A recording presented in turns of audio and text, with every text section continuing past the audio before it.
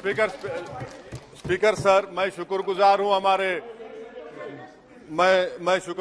हमारे opposition leader का कि बगैर प्रधानमंत्री के हाउस चलने दिया सर। इन्होंने बगैर प्रधानमंत्री के हाउस चलने दिया, इनका शुक्रिया अदा करता हूं सर।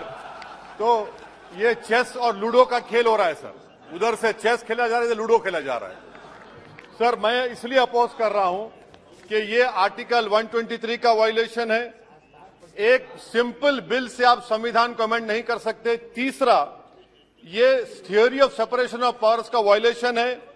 चौथा यह है कि सर, सुप्रीम कोर्ट का 4 जुलाई 2018 का 5 जजेस का जजमेंट है।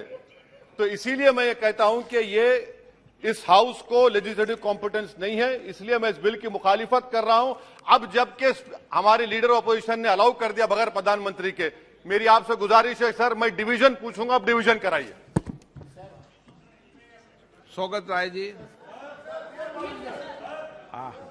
Sir, with all the vehemence at my command, I beg to oppose the National Capital Territory of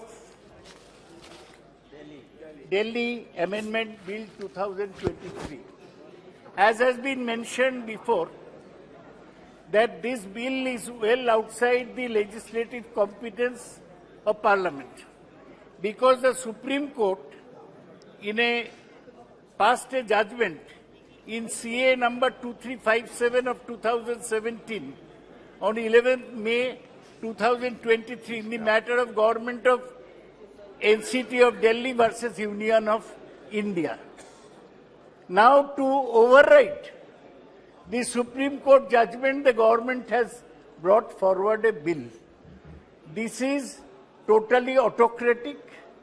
It abrogates. Sir हो जाएगा सर। सर अब प्रेमचंद्रन को 4 बार मौका दिया, मुझे भी 1-2 बार दीजिए सर वो कंप्लीट।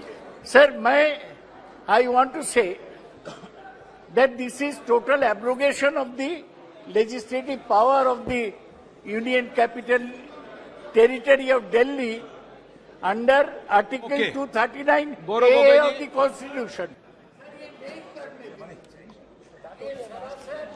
कल आपको पर्याप्त मौका दूंगा, चलाओ सदन पूरा, सबको मौका देंगे। अध्यक्ष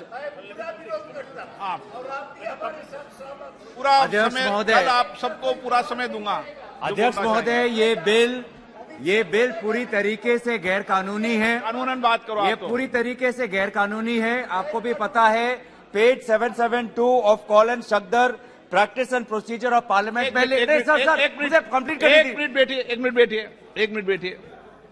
माननीय सदस्यगणों, मैं पुनः आपसे आग्रह करता हूं कि ये संसद है और संसद में बोलते समय हर शब्द का उच्चारण ठीक होना चाहिए। हमारे गौरव गोगोई जी उपनेता हैं, वो बोलते हैं आपको भी पता है। अगर मुझे पता होता तो मैं इस बिल को इंट्रोड्यूस ही नहीं करता। नो, मुझे पता होता तो मैं बिल को इंट्रोड्यूस कैसे करता? आप तो सीट पर आपत्ति पैदा कर रहे हैं कि मुझे पता है। मुझे पता होता तो मैं इंट्रोड्यूस कैसे मिलता? ये तो बहुत बड़ा विषय हो जाएगा। नो, इन शब्दों को वापस लो। ऐसे चलिए, चाहता हूं सर, मुझे संरक्षण की आपका संरक्षण चाहता हूं कि आपके पीठ से एक निर्देश जाए कि ये जो बिल है सब्सटेंटिव पॉलिसी नहीं है। और ये जो कॉल एंड शक्दर का जो लिखा है कि when a leave of house to the moving of a motion has been granted, no substantive motion on policy matter is to be brought before the house by the government till the motion of no confidence has been disposed of. Okay. Motion of disconfidence has not been disposed of. This is a substantive policy. It is illegal. Okay. It will be challenged and this has no merit, sir. अब ruling दीजिए कि ये substantive नहीं है। Thank you, sir. I too would like to oppose the introduction under Rule 72 of the Rules of Procedure, and particularly on the issue of legislative competence. I have 4 brief points, sir.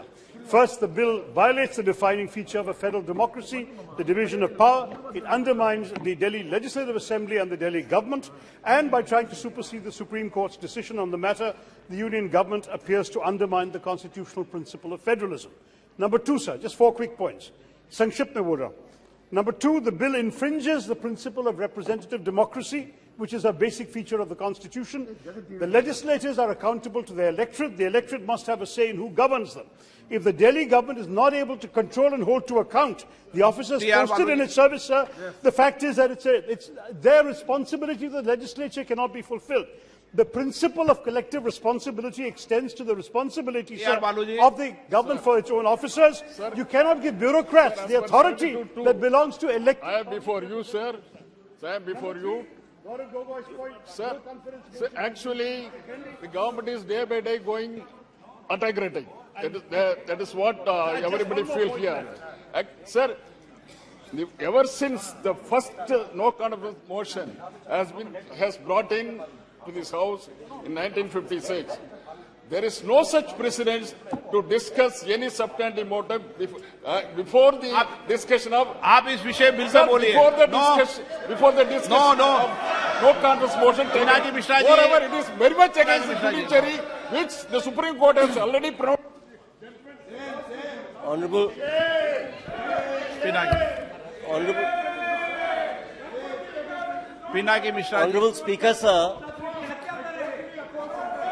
Honorable Speaker, sir, there are some very, very erudite members of Parliament here who know the law well. I'm surprised that when legislative competence is being discussed under under Rule 72 proviso, that there is no advertence at all to the actual Supreme Court judgment or the order which the Supreme Court has passed, a speaking order of 7 pages the Supreme Court has passed in the writ petition filed by the State of Delhi against Union of India. Now, kindly see what the Supreme Court in para 95 has said. It concludes about legislative competence. Please understand, the court says, however, if Parliament enacts a law granting executive power on any subject which is within the domain of NCTD, the executive power of the LG shall be modified to the extent as provided in that law. Government has brought out a law now pursuant to a Supreme Court empowering it. So how can you challenge legislative competence? How do you challenge? I can understand you vote against it. You can vote against it. You can vote no.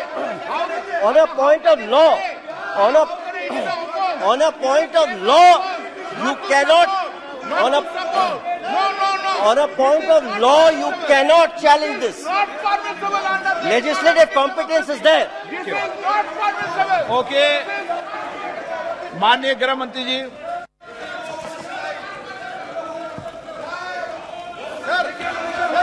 माननीय अध्यक्ष जी,